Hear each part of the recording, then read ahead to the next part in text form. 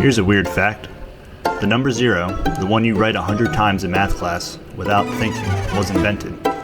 Someone had to come up with it, and for most of human history, nobody had.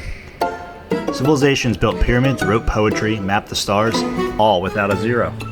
So how did we get one? And why did people once think it was dangerous? Imagine you're a farmer 4,000 years ago. You count your sheep. 1, 2, 3, easy. But what if you had no sheep? Do you need a number for that? Most people thought no. You just say, I don't have any. You don't need a digit for nothing.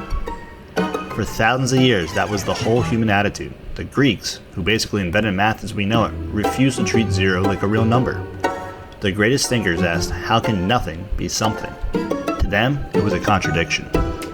A nothing number was as silly as a square circle. So if 0 was so obvious to us, why was it so hard for them? The first crack in the wall came from the Babylonians, in what's now Iraq. Their accounting system goes back 4,000 years, and it was clever.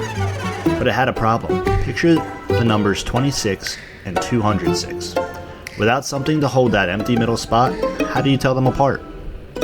For a long time, they just left a blank space, which is exactly as confusing as it sounds. Then, much later, around 300 BC, they came up with a fix, a symbol, 2 little wedges, meaning there's nothing in the slot, a placeholder. But, and this is important, they didn't think of it as a number. You couldn't add it, you couldn't subtract it. It was more like a comma, a spacer. It said, skip this spot. A useful mark, not a real number.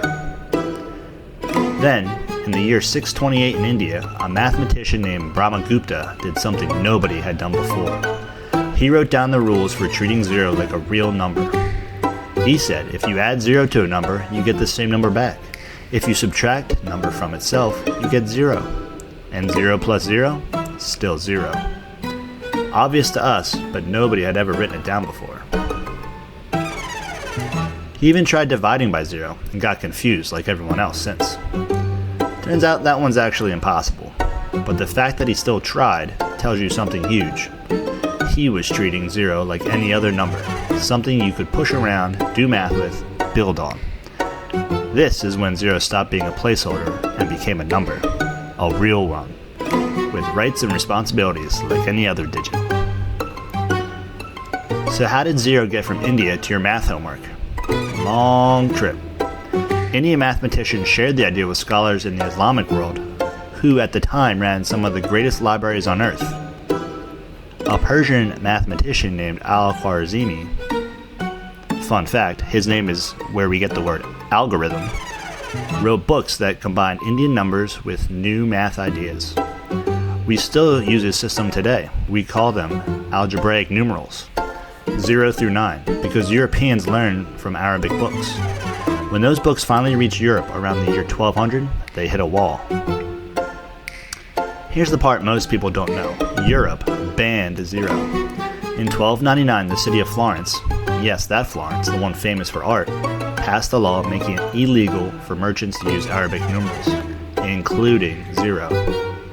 Why? 2 reasons.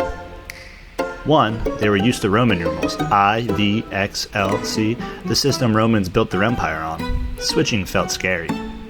2, this is the wild one, they thought 0 was dangerous.